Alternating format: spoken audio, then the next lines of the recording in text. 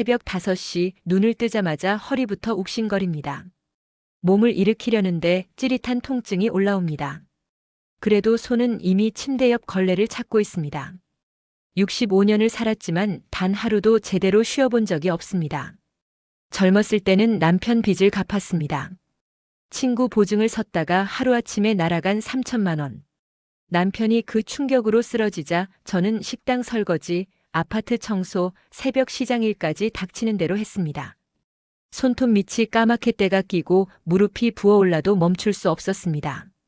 그렇게 15년을 일의 빚을 다 갚았을 땐 남편은 이미 세상을 떠난 뒤였습니다. 이제는 아들 차례였습니다. 사업한다며 받아간 2천만 원. 처음엔 잘 된다고 했습니다. 하지만 6개월 뒤부터 전화가 끊겼고 1년이 지나자 채권자들이 저를 찾아왔습니다. 아드님이 어머니 이름으로 대출받으셨어요? 그날 저는 바닥에 주저앉았습니다.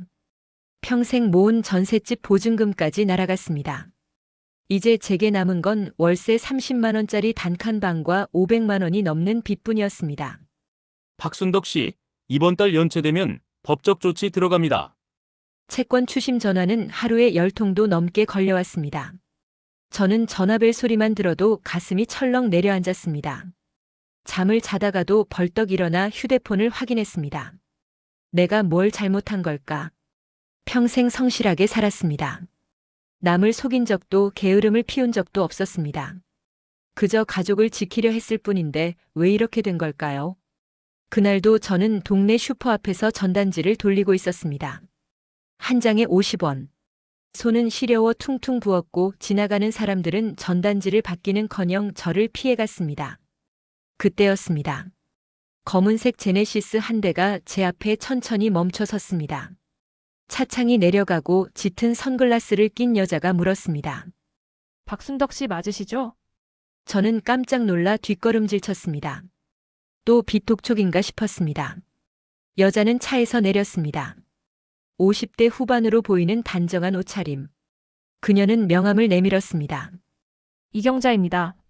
할 말이 있어요. 카페에 앉자마자 경자 씨는 단도직입적으로 말했습니다. 선생님 빚 제가 다 갚아드리겠습니다. 대신 조건이 하나 있어요. 제 심장이 쿵쿵 뛰었습니다. 세상에 공짜는 없다는 걸 알았지만 그 말은 너무나 달콤했습니다. 우리 오빠랑 같이 살아주세요. 가족인 척만 해주시면 됩니다. 가족인 척이요? 저는 떨리는 목소리로 되물었습니다. 경자 씨는 커피를 한 모금 마시고는 천천히 말을 이었습니다. 우리 오빠 최만수 68살입니다. 몇 년 전에 교통사고를 당하셨어요. 그 뒤로 말도 느리고 행동도 어눌해지셨죠. 그녀는 가방에서 사진 한 장을 꺼냈습니다. 백발의 노인이 휠체어에 앉아 멍하니 창밖을 바라보고 있었습니다. 혼자서는 아무것도 못하세요. 선생님이 같이 살면서 밥 챙겨주시고 약 챙겨주시고 그냥 옆에 있어주시면 됩니다. 저는 간병 경험도 없고 어려운 건 전문 간병인이 합니다. 선생님은 가족처럼 함께 계시기만 하면 돼요. 경자 씨는 서류를 펼쳤습니다. 조건은 이렇습니다. 첫째, 선생님 빚 580만 원 전액 즉시 정리. 둘째, 매달 200만 원 생활비 지급. 셋째, 수원 20평 아파트에서 오빠와 함께 거주. 관리비, 공과금 전부 저희 부담입니다. 저는 숨이 막혔습니다. 200만 원이면 제가 전단지 4만 장을 돌려야 하는 돈이었습니다. 왜 저한테 이런 제안을 하시는 거예요? 경자 씨의 표정이 굳어졌습니다. 솔직히 말씀드릴게요. 오빠 재산 문제 때문입니다. 오빠는 공장 자동화 설계 분야에서 이름이 알려진 분이었어요. 회사 사람들이 자꾸 찾아오는데 오빠가 혼자 계시면 이상하잖아요. 저는 알 것 같았습니다. 재산 싸움이었습니다. 다른 가족은 없으세요? 조카들이 있긴 한데 오빠 재산 때문에 너무 관심이 많아요. 차라리 제3자분이 계시는 게 깔끔합니다.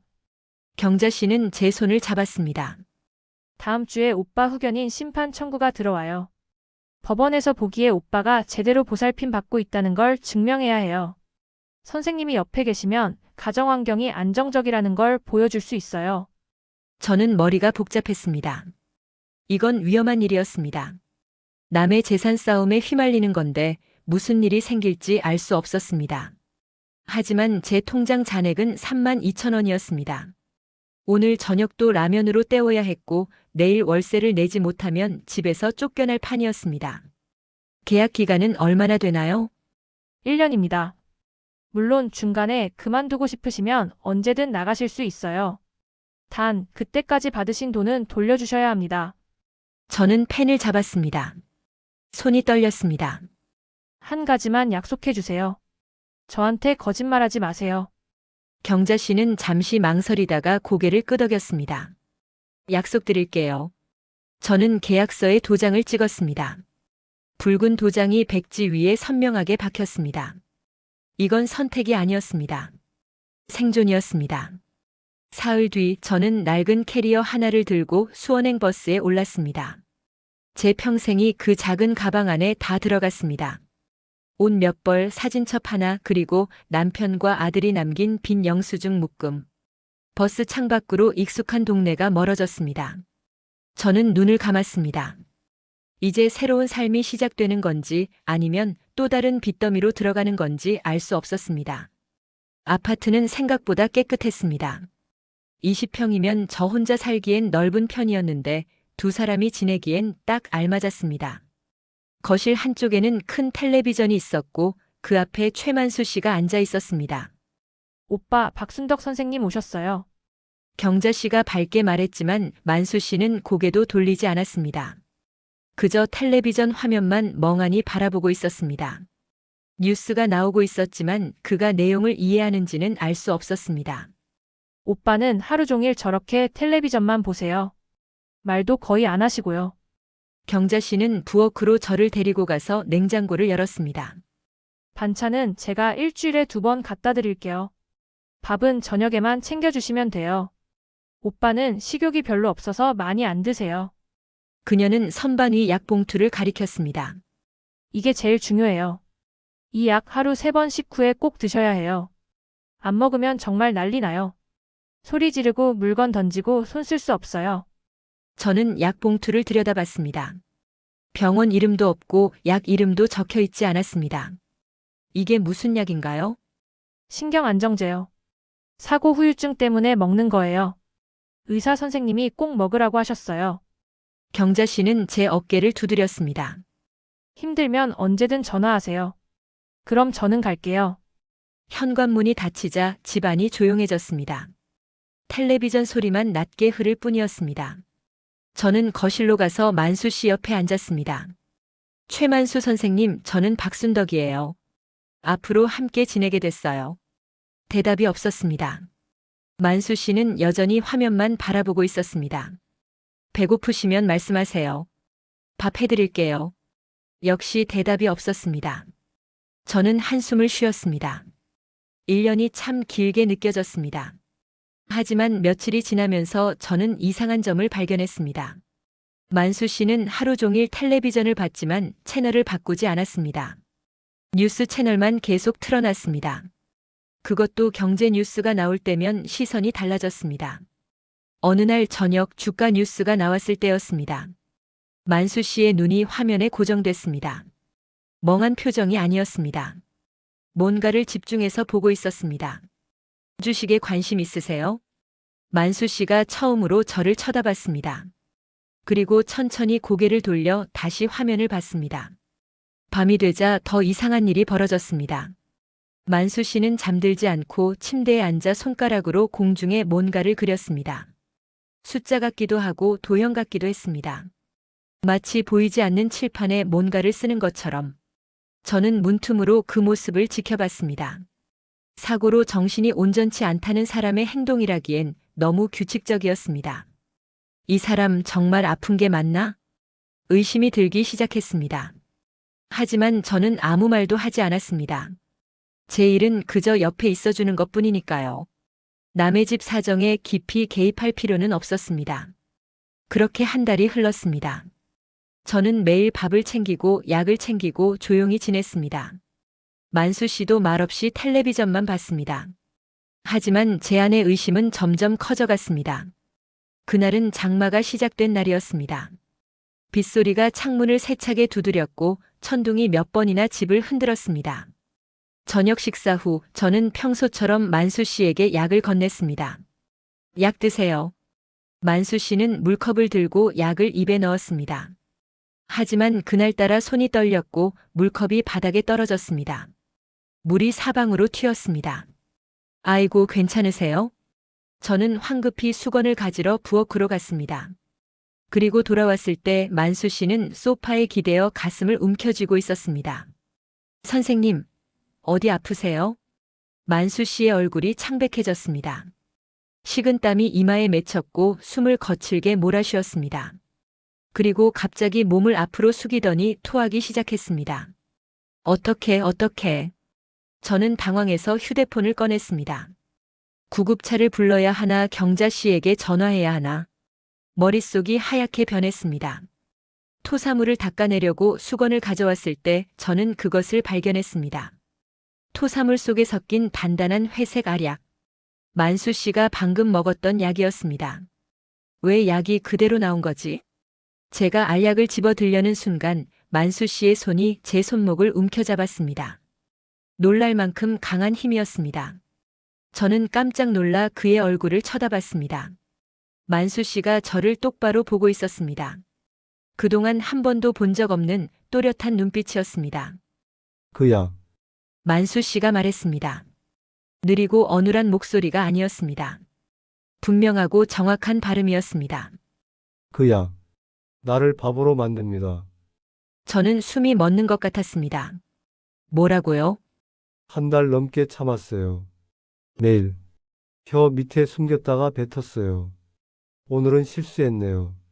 만수 씨는 천천히 몸을 일으켰습니다. 평소의 느린 움직임이 아니었습니다. 제가 뭘 들은 거죠? 들은 그대로예요. 나는 아프지 않아요. 저 약이 날 아픈 사람으로 만드는 거예요. 저는 손에 쥔 알약을 내려다봤습니다. 작고 회색인 알약. 겉보기엔 평범한 약이었습니다. 경자 씨가 왜 이런 짓을? 만수 씨는 쓴웃음을 지었습니다. 내가 멀쩡하면 저 사람 인생이 끝나니까요. 무슨 말씀이세요? 나는 사고 전에 공장 자동화 설계 책임자였어요. 사고는 진짜였어요. 다만 후유증이 이렇게 심하진 않았죠. 병원에서 퇴원할 때만 해도 멀쩡했어요. 만수 씨는 창밖의 빗줄기를 바라봤습니다. 그런데 경자가 약을 먹이기 시작했어요.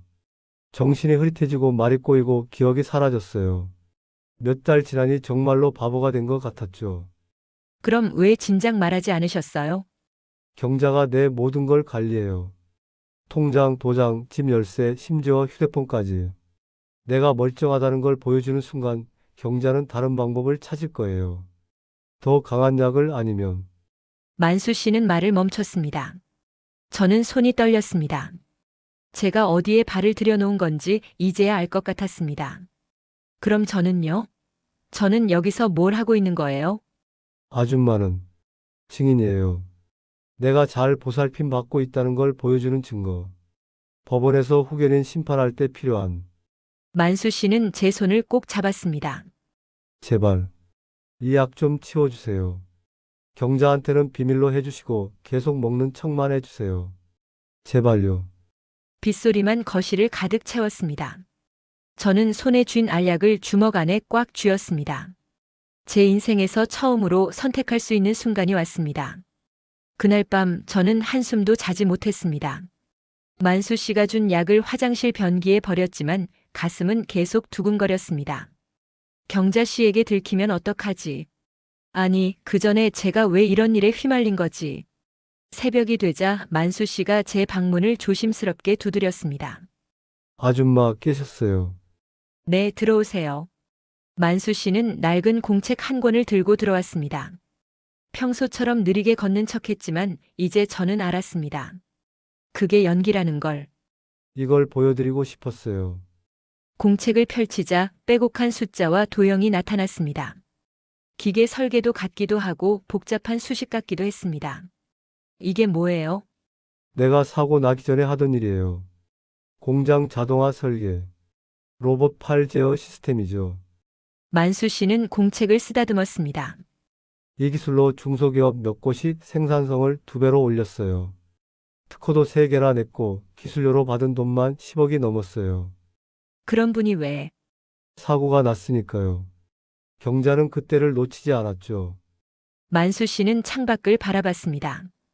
경자는 내 친동생이에요. 어릴 때부터 공부도 잘하고 똑똑한 애였죠. 그런데 사업에 실패하고 이혼하고 빚더미에 앉았어요. 내가 돈을 꽤 많이 도와줬죠. 그런데 왜 오빠를 충분하지 않았나 봐요. 아니면 아예 다 가지고 싶었던 거겠죠. 만수 씨는 쓴웃음을 지었습니다. 사고 직후 경자가 병원에 매일 왔어요. 간호도 해주고 서류도 정리해줬죠. 그러면서 하나씩 가져갔어요. 내 도장, 통장, 부동산 서류. 내가 정신없을 때 위임장도 받아갔고요.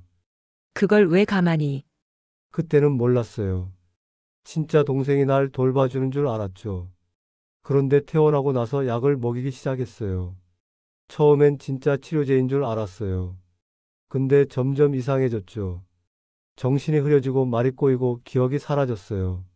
만수 씨의 손이 떨렸습니다. 그때 깨달았어요. 경자는 내가 계속 아프길 바란다는 걸. 아니, 진짜 바보가 되길 바란다는 걸. 그럼 왜 진작 경찰에 증거가 없어요. 약은 경자가 직접 가져오니까 처방전도 없고 병원 기록도 없어요. 게다가 법적으로는 내가 정말 환자예요. 사고 기록이 있고 경자는 내 보호자고 나는 혼자서 생활도 못하는 사람이니까요.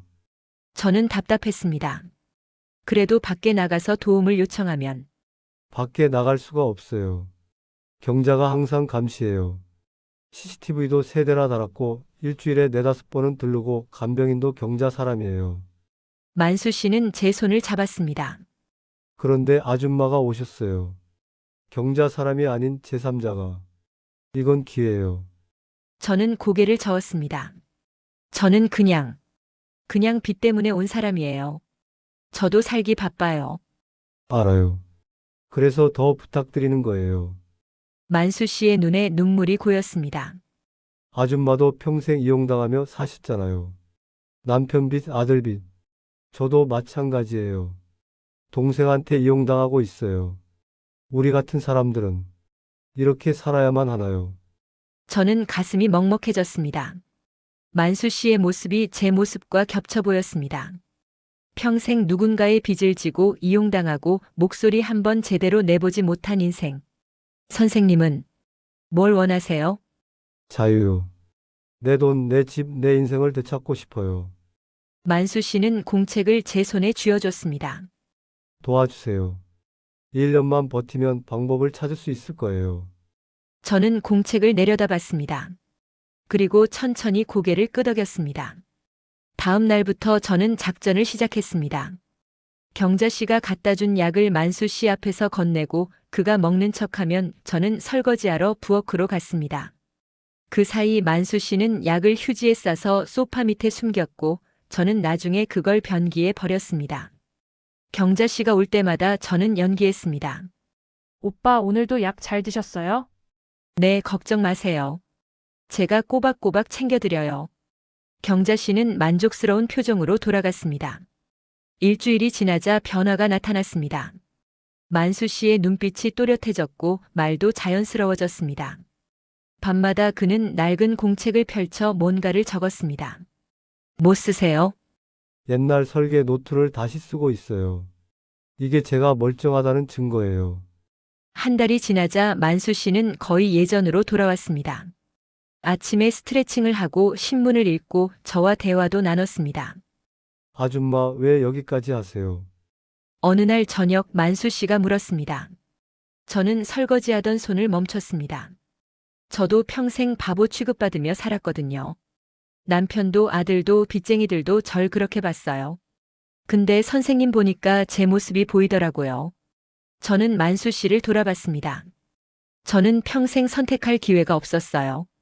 시키는 대로만 살았죠. 근데 이번엔 달라요. 제가 선택할 수 있어요. 그래서 선택했어요. 한 번쯤은 제대로 된 선택을 해보고 싶어서요.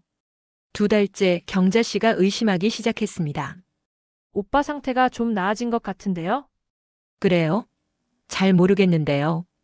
눈빛이 달라요. 예전보단 또렷해요.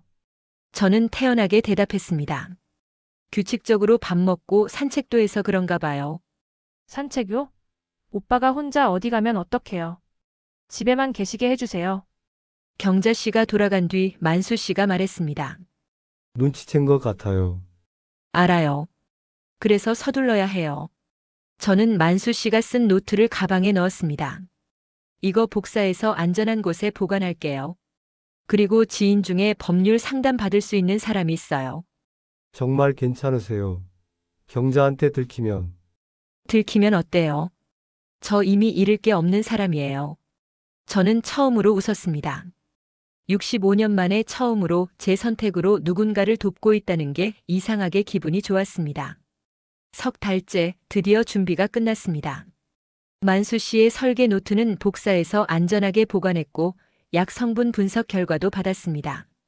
그 약은 신경 안정제가 아니라 강한 진정제였습니다. 장기 복용하면 정말로 인지 능력이 떨어질 수 있는 약이었습니다. 그날 경자 씨가 새 약을 가져왔습니다. 의사 선생님이 약을 바꾸래요. 이게 더 효과가 좋대요. 저는 약 봉투를 받으며 경자 씨의 눈을 똑바로 봤습니다. 효과요? 오빠를 더 나빠지게 하는 효과 말씀이세요? 경자 씨의 얼굴이 굳었습니다. 무슨 소리예요? 저도 바보는 아니에요, 경자 씨. 이제 그만하세요.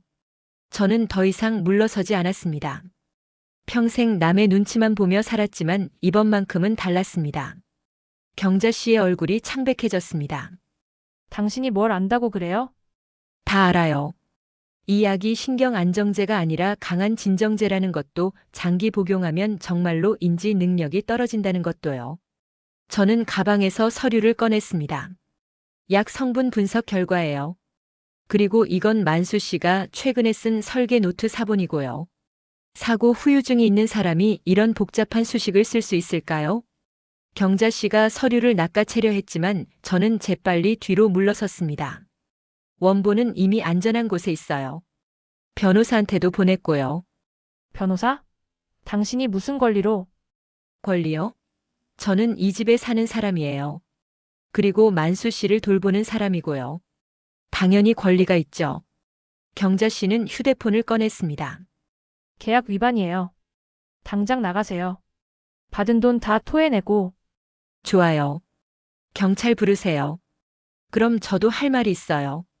어떻게 멀쩡한 사람한테 약을 먹여서 바보로 만들었는지요.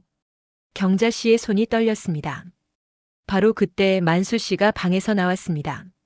더 이상 느리게 걷지 않았습니다. 똑바로 서서 또렷한 목소리로 말했습니다. 경자야, 이제 그만해. 경자 씨는 얼어붙었습니다. 오빠? 나 멀쩡해. 2달 전부터 약 안 먹었어. 만수 씨는 동생을 바라봤습니다. 분노보다는 슬픔이 담긴 눈빛이었습니다. 왜 그랬어? 내가 너한테 뭘 잘못했길래. 경자 씨는 바닥에 주저앉았습니다. 오빠는 몰라요. 평생 오빠 그늘에서 살았던 게 어떤 건지. 똑똑한 오빠, 성공한 오빠. 나는 항상 뒤처진 동생이었어요. 그래서 나를 바보로 만든 거야. 오빠가 쓰러졌을 때 기회라고 생각했어요. 드디어 내가 오빠보다 위에 설 수 있는 기회. 오빠 재산만 있으면 제 빚도 갚고 새로 시작할 수 있을 것 같았어요. 만수 씨는 고개를 저었습니다. 그냥 말했으면 됐잖아. 도와달라고. 오빠는 또 동정하듯이 돈 쥐어줬겠죠. 지혜를 베푸듯이. 난 그게 싫었어요. 침묵이 흘렀습니다. 경자 씨는 천천히 일어났습니다. 어차피 끝났네요. 좋아요. 경찰에 신고하든 법원에 고소하든 하세요. 그녀는 문을 향해 걸어갔습니다.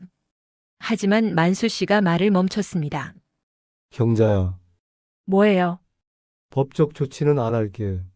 대신 내 재산, 내 권리 다 돌려줘. 그리고 다시는 내 앞에 나타나지 마. 경자 씨는 대답 없이 문을 나갔습니다. 그날이 남매가 마지막으로 마주한 날이었습니다. 한 달 뒤 모든 게 정리됐습니다. 만수 씨는 자신의 통장과 도장을 되찾았고 후견인 심판 청구는 취하됐습니다. 그는 다시 예전 회사에 연락을 했고 기술 고문직을 제안받았습니다. 저는 경자 씨와 맺었던 계약이 끝났지만 만수 씨가 새로운 제안을 했습니다. 아줌마 계속 여기 계시면 안 될까요? 이번엔 진짜 가족처럼요. 저는 웃었습니다. 가족이요? 네, 서로 의지하는 가족. 저도 혼자 살기 외롭고 아줌마도 갈 데가 없잖아요. 저는 잠시 생각했습니다. 그리고 고개를 저었습니다. 고맙지만 이제는 제 인생을 살아보고 싶어요. 이사날 만수 씨가 현관까지 배웅 나왔습니다. 아줌마 덕분에 제 인생을 되찾았어요. 저도 선생님 덕분에 처음으로 제 선택을 했어요. 저는 가방을 들었습니다.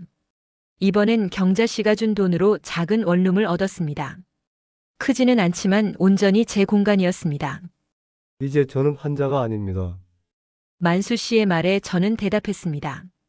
저도 이제 누군가의 대리인이 아니에요.